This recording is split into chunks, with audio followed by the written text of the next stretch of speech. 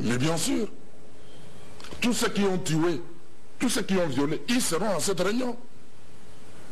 Voilà. Donc c'est pour vous dire que lorsque vous tuez, vous êtes un criminel. Il n'y a pas encore de tuerie jusque-là, c'est une intention. Je peux vous donner des éléments. Moi je vous dis que cette réunion-là, c'est une réunion de la trahison contre notre peuple. Mais par contre, pour le financement de partis politiques, mais soyons sérieux, nous allons financer quel parti politique? Mais il y a des partis politiques qui n'existent que, qui n'ont même pas de bureaux avec des bureaux mobiles. Ce sont les épouses et les enfants qui font la composition du directoire. Et vous voulez qu'on s'arrête à financer des gens comme ça? Mais ça, c'est pas sérieux. Mais c'est là qui vous oblige. Non, non, ça c'est la... Non, lorsqu'on appelle le financement de partis politiques a beaucoup d'exigences aussi. Il faut des garanties sur l'existence de ce parti politique. Les statuts. Voilà, ça c'est la première chose. Deuxièmement, rapidement, vous n'avez qu'une minute. L'opposition qui se trouve dans l'incapacité, qui se sont retrouvés d'ailleurs dans l'incapacité depuis longtemps, de présenter un porte-parole. Comment est-ce que et qui se trouve encore dans l'incapacité de présenter ne fût-ce qu'une liste au niveau du dialogue. 12 personnes. Ils sont dans l'incapacité. Moi, ça ne m'étonne pas qu'au sein de cette opposition, qu'il n'y ait pas des gens qui ne sont pas disponibles pour aller assister. C'est dans leur méthode. L'opposition qui conteste même la CNI, alors qu'il y a des représentants du MLC, il y a des représentants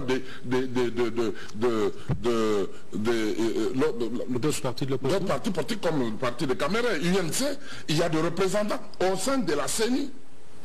Mais s'ils se mettent à contester la CNI, c'est comme s'ils n'ont pas de représentants.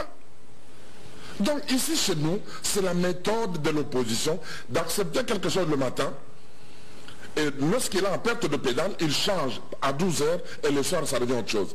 Donc nous savons cette méthode. Ce sont des méthodes de la Deuxième République. Nous avons vu ça. Le matin, on accepte que nous sommes d'accord avec le maréchal Mobutu pour le gouvernement d'union nationale. Le soir, on vient même effacer les dispositions de la Constitution sur prestation de serment.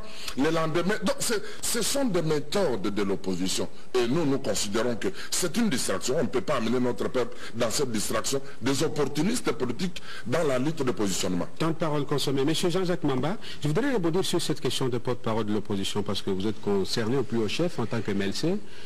Visiblement, vous n'avez pas l'intime conviction que c'est ça qui bloque le fonctionnement de l'opposition. Non, vous savez... Nous tendons vers la fin, vous avez la parole. Monsieur Luidor, avec tout le respect que je vous dois et que je... Si vous avez un recadrage, vous le faites. Oui, je pense que c'est la première fois que je viens sur votre plateau et que j'entends des propos aussi incongrus et des accusations comme ça, avec des insultes et tout ça. Peut-être vous ne J'aimerais que, pour la qualité de votre émission... interlocuteurs ne devraient pas figurer sur les plateaux. Ça, je vous le dis et je ne viendrai plus. Si vous avez encore des personnalités qui s'expriment, écoutez, malfaiteur public. Ça, c'est la Deuxième République. Malfaiteur public. Allez, est-ce que ce sont des expressions qu'on tient à la télévision? Monsieur Mamba, vous ne l'acceptez pas. Je lui ai demandé de retirer ses propos. Alors, je vais continuer. C'est le public qui doit... Lorsque je viens sur votre plateau, j'essaie de donner ma petite contribution. Petite contribution, et donc je vais...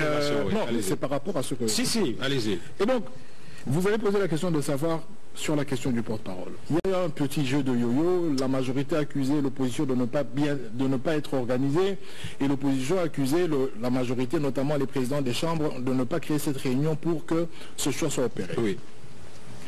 Aujourd'hui, je me demande si c'est une question d'actualité. Je ne pense pas. Je ne pense pas que c'est une question d'actualité parce que la question qui domine les débats... C'était votre cheval de bataille. Mais malheureusement, nous n'avons pas obtenu, et à l'heure actuelle, nous cherchons à avoir des élections. Parce qu'aux élections, nous aurons une alternance, nous aurons un président de la République que nous souhaitons issu de l'opposition, il sera le vrai porte-parole de l'opposition, il va transmettre, il sera le vecteur des aspirations de tout un peuple, et c'est ça, je crois, le rendez-vous le plus important. Donc, je vous dirais que pour cette question, il y a eu plusieurs atermoiements, malheureusement, elle n'a pas abouti, nous le regrettons. Donc, fondamentalement, nécessaire. Je ne pense pas bipolariser la vie politique. Vous savez, aujourd'hui, M. Kodjo qui a donné à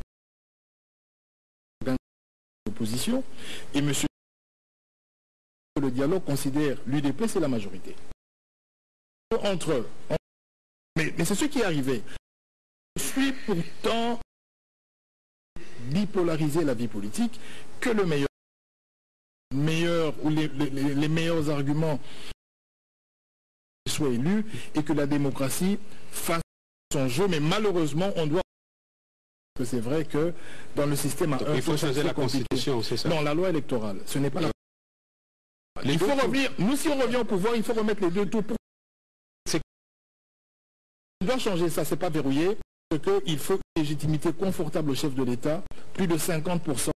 Prétendre diriger le pays. Vous estimez qu'on peut changer quand? Après celui qui deviendra président de la République pourra en ce moment-là, s'il a une majorité confortable, mettre cette question sur la table pour permettre aux générations futures d'élire un président avec une majorité très confortable. Voilà. Nous sommes arrivés à la fin de cette émission. Je suis désolé, nous aurons peut-être l'occasion d'aborder d'autres aspects. Mesdames et messieurs, si vous avez aimé cette émission, nous vous disons très sincèrement merci d'avoir été des millions. Nous suivons rediffusion chaque jeudi à minuit. Merci à vous tous qui nous encouragez. Nous transmettons vos compliments à la haute hiérarchie de la RTNC, mais aussi au gouvernement de la République qui vraiment fait de tout son mieux pour que ce débat vraiment d'expression libre et démocratique soit organisé sur la chaîne publique. Ça n'arrive pas dans tous les pays. Merci vraiment pour vos compliments. À tout seigneur, tout honneur. Madame Nicole Dibambou, vous avez toutes ces félicitations du public pour ce plateau. Merci ce soir à monsieur Jean-Jacques Mamba. Vous êtes le porte-parole du mouvement de libération du Congo, MLC. Merci d'avoir répondu à notre invitation. Merci également à M. Pascal Niembo. Vous êtes kabyliste, compagnon de Mouzé. Merci également d'avoir été au rendez-vous de cette émission. Nous avons parlé du rôle de l'opposition en démocratie. Nous n'avons pas manqué d'évoquer aussi quelques questions d'actualité dans l'espace public congolais. Mesdames et messieurs, d'ici là, portez-vous très bien. Au revoir. On va se saluer, je vous en prie.